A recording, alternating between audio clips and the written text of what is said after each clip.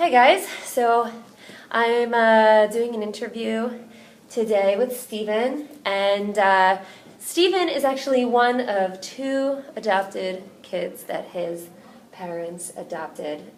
He's the second of two, and hopefully we'll be interviewing him and his brother very soon, but we're going to start here with Stephen today. Hi Stephen, how are you? Hi. So I have a list of questions for you, and I just want your honesty and thoughtfulness, as thoughtful and honest as I know that you are. So, so the first couple of questions are just basic. What do you do? Who are you, like your name and stuff? How old are you and where do you live? Okay, so my name is Stephen Galvan. I'm 22 years old. I was born and raised in the Bronx, lived there my whole life. What I do, I am training to become a financial advisor, and I'm also a full-time student. Awesome. Where do you go to school? Lehman College in the Bronx. Hello. Hello. All right. So when did you find out that you were adopted? I found out when I was 10. Okay. And how was that for you? Okay, I remember What was it that like? perfectly. It was my family, my mother, my father, my brother. We were all going out to go bowling. It was like a start of a tradition, to like a family night. Mm-hmm. And I'm sitting in the back seat with my brother. Late afternoon, we're driving, almost about to reach the highway, and my brother asks me, we're talking in the back about like where we come from and why we look so different. And he's like, we also, funny thing is we know our birth, we both know our birth family at this point. Like we already have a close relationship, we just don't know who they are in the realm of family. So my brother asked me like, oh, so why do we call them uncles and aunts? He's like, why do we call them Uncle Andy and Uncle Carlton? And I was thinking, I don't know, like that's a good question to ask my mom, our mom who's sitting in the front. So he turns to her and he's like, hey mom, taps her on the shoulder, why do we call Uncle Andy and Uncle Carlton uncles? And before my mom could even answer that, like in my mind I was joking, like it'd be so funny if we were adopted, because I have this hunch but I'm not sure. They haven't told us at this point, so we probably aren't. But what the heck? So I just like, hey mom. Or I was just like, no. I was like, it's because we're adopted from them. That's why we call them uncle. And I mean, that's such a ridiculous answer to say. I'm a 10-year-old. I'm kidding. And my mom looks back at me and she's like, oh my God. Like, how did he know? And she's like, yeah, that's right. You were adopted.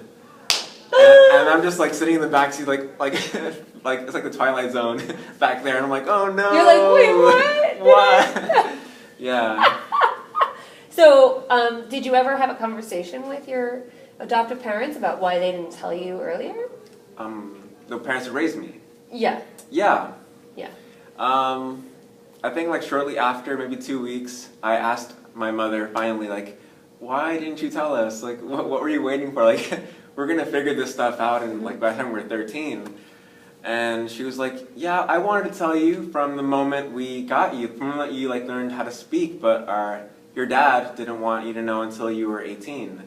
Or some appropriate age. She said 18. I think that's we would have figured it out by then. Yeah. So, and that was it? Was there any other exploration of that, or? Like, as to why they thought you needed to be a certain age to know, or? No, I think after that I just dropped it. You dropped it? Yeah. Okay. So, one of the questions I have is, did you have a closed adoption, which obviously you didn't, in that you know who your birth parents are. Right. Right? I don't know how to answer that. Okay. My brother's birth family, we knew them since like growing up. They were around. Like they'd pop in and out. Like they lived close by. Okay. And my birth family, they lived in Korea, so I never saw them until I was 9, the year before. And you didn't know that they... I didn't even make that connection. Like my brother, he told me, like, I remember him saying it, like when they came to visit, he's like, Stephen, they look just like you. And then I'm like, whatever, it's because I'm tan. Yeah, but then I did not make that connection until I figured it all out by mistake. Uh-huh. Yeah. Awesome. So, how have your ideas and emotions about your birth parents evolved as you've gotten older and your adoption? I feel like it's a taboo subject in our family. Even though my parents are my mother's very comfortable about it. My dad, not so much. He's like very stern, and he's like, we're blood, like we're family. It doesn't matter like where you come from, and I love that. I love the feeling of like connection, and yeah, there's just this feeling of being at home.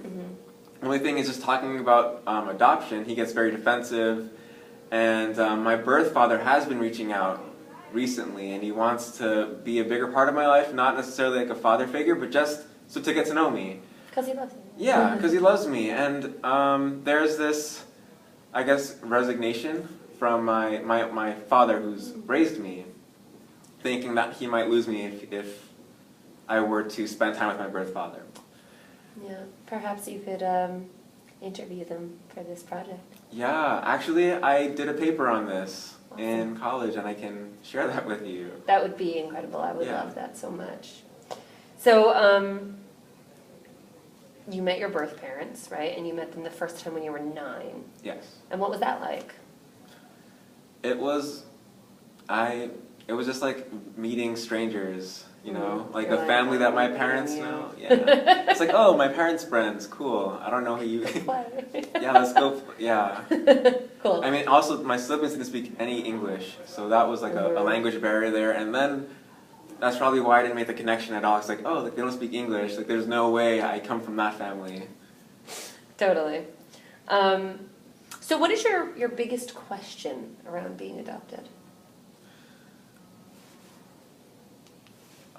Biggest question.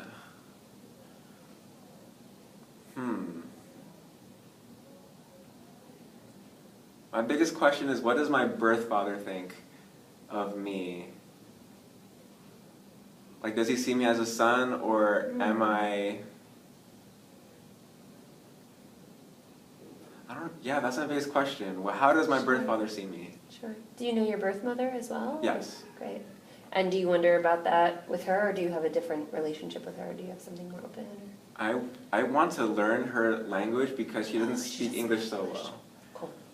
So a lot of questions, and I don't even know what they are. Awesome. Yeah. So what do you wish they knew about you?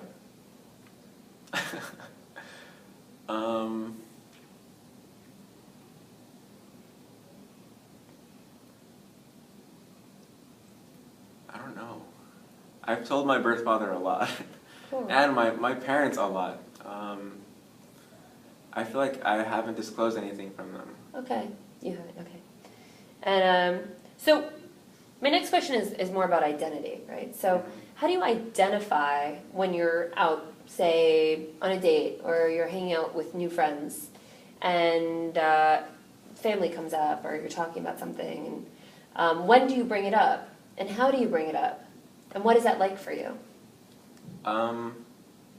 It's like a secret, but a secret that I'm really proud of. And what's always got me confused is how do I explain what my ethnicity is, right? Because I love that my family is very diverse, but I think I have this idea that my father doesn't like that I identify myself as African American. Okay. He wants me, well, I don't know what he wants actually, but I feel like he wants me to identify myself as Native American and Mexican American. But when I'm out with friends, I tell them I'm African American and half Japanese, and like they're new, right? So I tell them like all the crazy stuff and how amazing my family is and how diverse. So that's something I'm proud of. Okay. Is there anything around that identification of being adopted that you would change? I'm not sure I understand the question. So when you identify, right, as being adopted, you're kind of like, okay, yeah, so I'm this and I'm that, my family's so crazy and whatever, and all this stuff, right? So you have this huge story that you tell someone to tell them that you're adopted. I mean, that's what I just heard. Yeah. Is there anything, if there is anything that you would change about that? No. Awesome. Cool. And one of the terms that comes up a lot around adoption is my parents gave me up, right? My parents gave me away. Or for me as a birth parent, it would be, I gave away my daughter. I gave up my daughter for adoption, right? Right. And since our world is created through words, and the way that we see things is intrinsically tied to the way we speak about them, I would like to change that term. Is there a term that comes up for you as I talk to you now that seems more authentic? So my parents, something. Is there anything for you there? Gave me up? Right, in place of that, in place of that. Okay, something like something more empowering. Whatever that is for you, yeah. If there is one. My parents gifted me. Okay, oh, Yeah. I love that. Yeah. So one of the things that the so my Sophia's adopted mom and I talk a lot around this topic, and I asked her what she uses, and she said, choice. Because your parents had a multitude of choices, and what they chose for you was your family. And so I would love it if you would try that on when you speak about it, right? And I see you tearing up a little bit because it is, they didn't ever give you away. They made a choice because they love you. So thank you for that. That's exciting. It's definitely a term that I want to change. Those are my questions. Is there anything that you'd like to say that I didn't touch upon? I'm complete. Awesome. Do you have any questions for me as a birth parent? Well, how is it like for you? Actually, I mean, you don't mind if I go deep? No, go ahead. Okay. This is the real deal, man. This is what we're doing. What does the birth father think? Sure. So he and I have very, very low communication.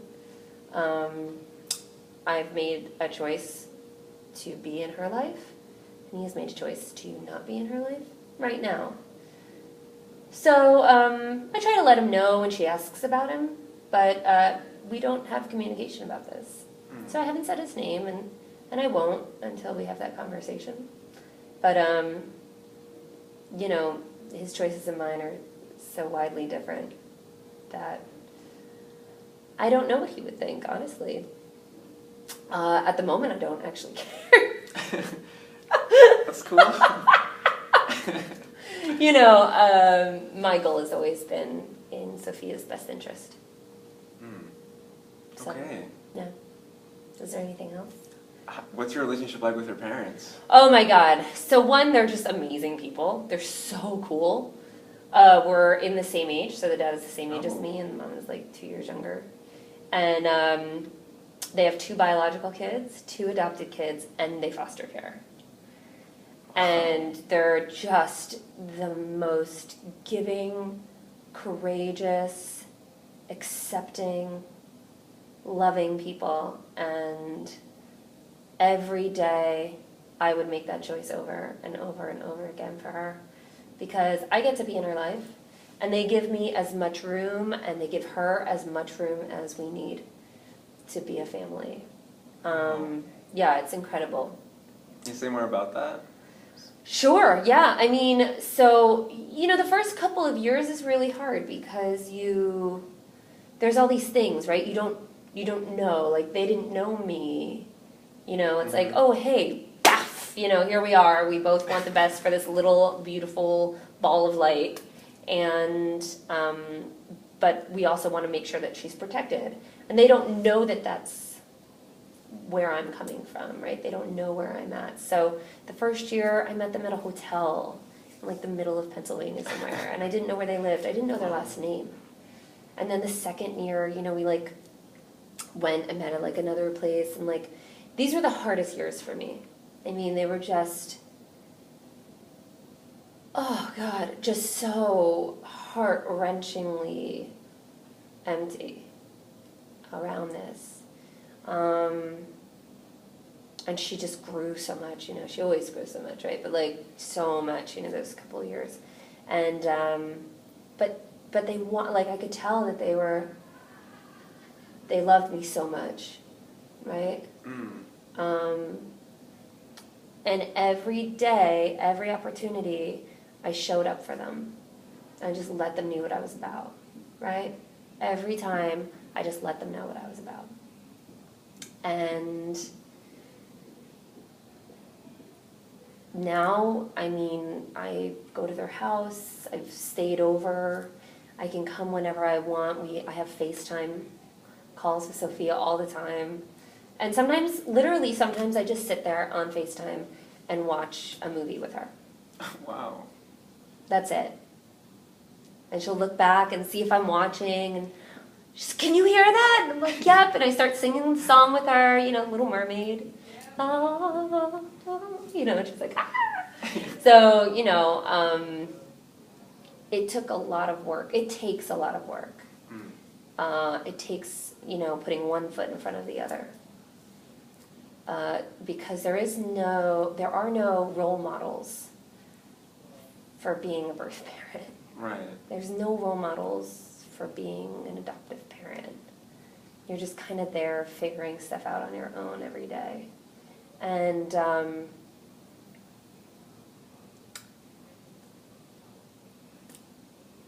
the thing is, there's magic in that, And, we're family. There's no question.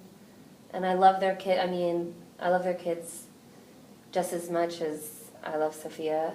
She has a very special place for me, and they all know that, that's a thing that, they say. It's and they're not uncomfortable about that. That's amazing. No, it's always been a very clear communication. And I made a lot of choices around that. When I chose adoption, I chose very specific kind. And it wasn't for me. It is, but it was so hard. There were times I didn't know that I could see her and say goodbye. Because saying goodbye is